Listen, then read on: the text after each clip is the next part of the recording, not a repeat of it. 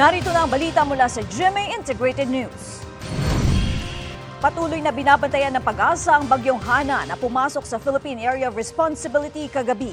Namatahan ang sentro nito 1,225 kilometers silangan ng extreme northern Luzon. Walang nakataas na tropical cyclone wind signal sa alinmang panig ng bansa.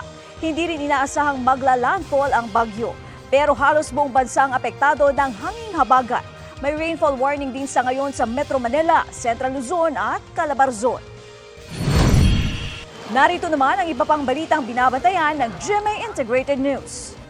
Mga naapektuhan ng bagyong Goring umakyat na sa mahigit 300,000 ayon sa NDRRMC. COC filing ngayong araw para sa barangay at sangguniang kabataan election sa Metro Manila. Abra at Ilocos Norte kanselado dahil sa sama ng panahon. Deadline extended hanggang September 3. At sunog, sumiklab sa isang residential area sa Tandang Sora sa Quezon City. Para sa mas malaking misyon at mas malawak na paglilingkod sa bayan, ako po si Katrina So ng GMA Integrated News, ang News Authority ng Pilipino.